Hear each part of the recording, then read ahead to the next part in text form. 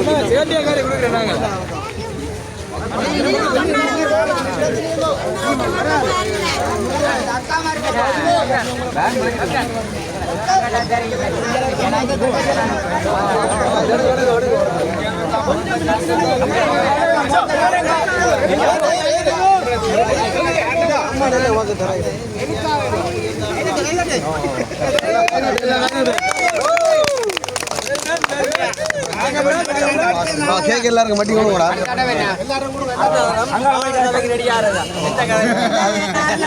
எனக்கு ஒரு சீட் இல்லை, 2 சீட் உங்களை படிவாக சொல்லியிருக்கிறேன். ஓகே, இப்போ நான் கௌசியோட தான் பாராளுமன்றத்துக்கு போவேன். தம்பி போனா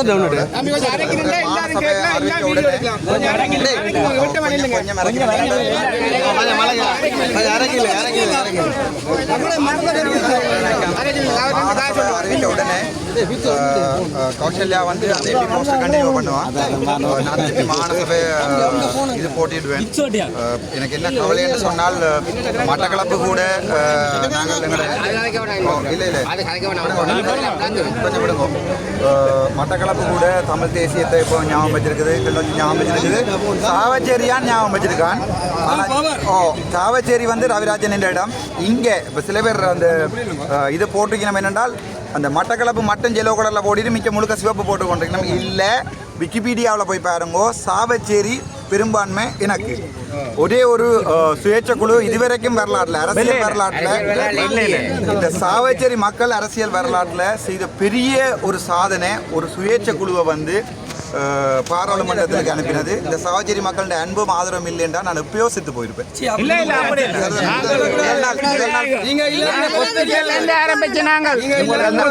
முதல் நாள் போட்ட அந்த லைவ்ல இருந்து இப்ப திருப்பி பார்த்தா சரியான கவலையா இருந்தது. எனக்கு என்னுடைய சாவச்சேரி என்ற என்னுடைய இதயம் இதயத்தின் அங்கிருந்தான் இது ஆரம்பிக்கிறது. என்னுடைய சாவச்சேரி மக்களுக்கும் மற்றது எல்லா இடத்துலையும் எனக்கு வாக்களித்த மக்களுக்கும் என்னுடைய மனமார்ந்த நன்றிகள். நான் எங்களுடைய டெவலப்மெண்ட் எல்லாமே சாவச்சேரியிலேருந்து தான் ஸ்டார்ட் பண்ணும். ஆனால் நான் சொல்லிக்கேன், வட்டக்கட்சி இங்கே இலக்காரநகர் அப்படி ஒரு அது மட்டும் இல்லை, எங்கே என்ன பிரச்சனை நடந்தாலும் எங்கே என்ன டெவலப்மெண்ட் நடந்தாலும் அந்த இடத்துக்கு நடப்பேன். ஆனால் சாவச்சேரி தான் ஒரு ஒரு மெயினான என்று சொல்கிறத விட ஒரு முதல் மாதிரியான கிராமம். சாவச்சேரியை நாங்கள் செய்வோம். மற்ற இந்த குப்பையில் அதில் இருந்துச்சு க்ளீன் பண்ணுறது, கணக்க குப்பைகள் இருக்குது, எல்லாத்தையும் க்ளீன் பண்ணுறோம். உங்களுக்கு தெரியும் படிதான். நான் சாவச்சேரி கொடியாமல் ஒன்று தான்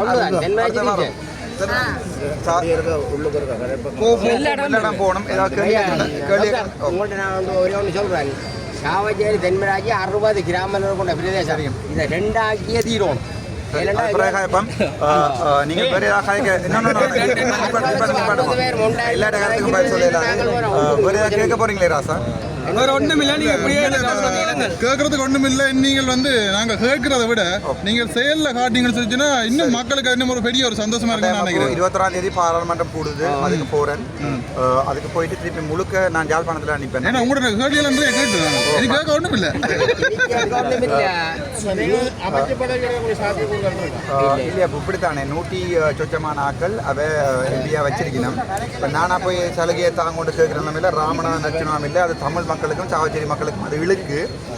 என்னடா ஏதாவது திறமை இருக்குன்னு சொல்லி அந்த அரசாங்கம் நினைத்தா தங்கள்ட எம்பிஸை விட நான் படித்தவன் அல்லது திறமை உள்ளவன் நினைச்சா என்னோட பொறுப்பை அவர்களாகவே தந்தால் ஏற்றுக்கொள்வேன். நான் போய் அந்த பதவியை தாங்கும் இந்த பதவியோடு கேட்குறதுக்கு எனக்கு டைமும் இல்லை. அதோட நான் வேலை செய்ய வேண்டிய இடம் இங்கே. ஒரு அமைச்சு பதவி எடுத்துட்டோம்னா அந்த அமைச்சிருந்த வேலைகள் அது எல்லாத்தோடையுமே டைம் போயிடும். இங்கே எங்கள்ட மக்களை மறந்துடுவோம். அதான் எல்லாருமே செய்கிறது. நான் இங்கே நின்று தான் வேலை செய்ய விரும்புவேன். அமைச்சு பதவியாக எடுக்கணும், எனக்கு ஏதாவது தெரியுமன்றவை நச்சு கேட்டால் ஒழிய மற்றபடி நான் அவைகிட்ட போய் எனக்கு அதை தாங்கோ இதை தாங்கோ சப்போர்ட் பண்ணுறேன், உங்களோட பக்கம் சப்போர்ட் பண்ணுறேன் என்றால் எனக்கு இதை தாங்கொண்டு கேட்குற நிலைமையில இல்லை. மற்றது Anurakumara Dissanayake, his excellency president Anurakumara திசாநாயக்காவுக்கு வந்து இப்போ பெரும்பான்மையான இது கிடச்சிருக்குது. அப்போ அவர் வந்து அவர்கிட்ட பக்கம் அவர் நாட்டை அபிவிருத்தி செய்யலாம். நான் அவர்கிட்ட பக்கம் தான் நிற்பேன். அவர் செய்யணும் எதிர்கோணுமன்றதுக்காண்டி மற்ற எதிர்கட்சியில் போயிருக்கிற இல்லை. இப்போதைக்கு நடுநிலைமையாக இருக்கிறேன். முக்கியமான வேண்டுகோள் என்னென்றால் அரசியலுக்கு நான் புதிது. பழைய அரசியல்வாதிகளை நாங்கள் திரும்பவும் தேர்வு செய்திருக்கிறோம். முக்கியமாக மட்டக்களப்பிலையும் யாழ்ப்பாணத்திலையும் மிஸ்டர் ஸ்ரீதரன், மிஸ்டர் சாணக்கியன் எல்லாருமே தெரிவு செய்திருக்கிறோம். அவர்கள் வந்து ஒரு கட்சி அந்த கட்சி இந்த கட்சி இல்லாமல் தமிழனுக்காக ஒன்றாணிக்க விரும்பினால் அந்த ஒன்றாணிக்கிற இடத்துல நான் நிற்பேன். ஆனால் அதற்காக அன்றைய அரசாங்கம் செய்கின்ற அந்த அரசியல் வளமையான அரசியல் இருக்குது தானே, ஒரு ஆள் செய்த உன்னடப்படி எதிர்க்கிறது போய்க்கிறதுக்கோ அதுகளுக்கு போக மாட்டேன். நான் யார் நல்ல விஷயம் செய்தாலும் அவருடைய பக்கத்துக்கு நான் நிற்பேன். சரி டாக்டர், எல்லாம் சரி. எப்போ சாவச்சேரி தூசு தட்டுவோம்? தட்டுவோம் சாவச்சேரி எல்லாம் தூசு தட்டிக்கணும்.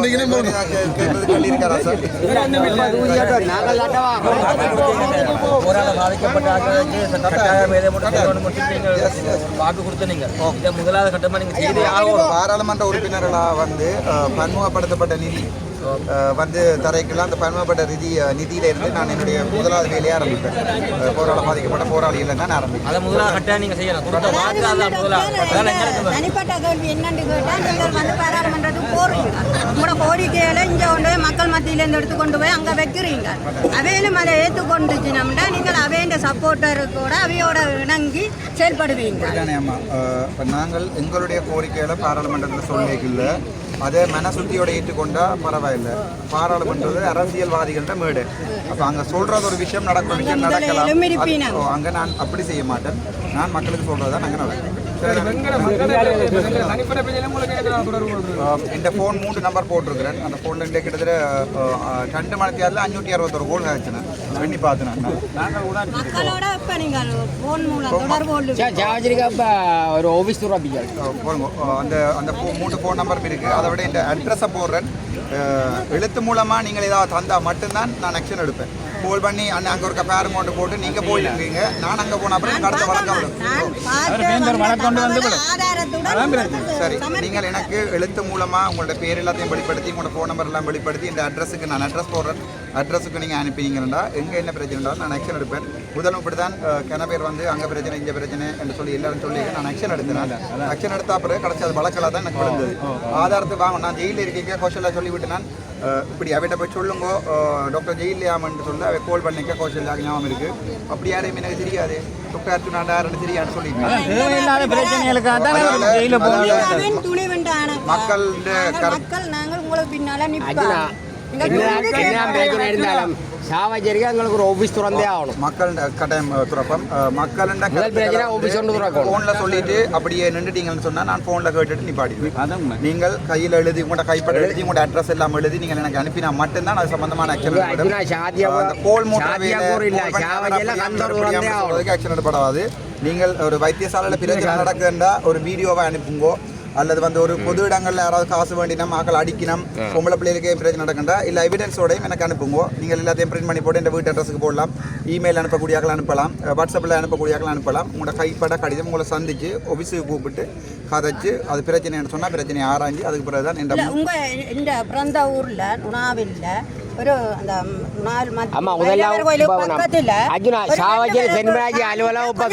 சில்ட்ரன் பூங்கா கட்டி வச்சிருக்கேன்.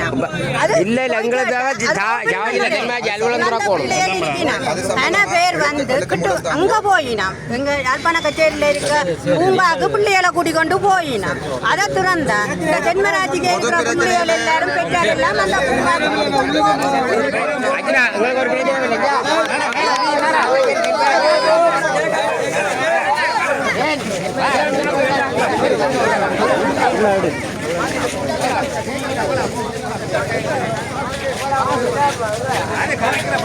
அது வேந்தன்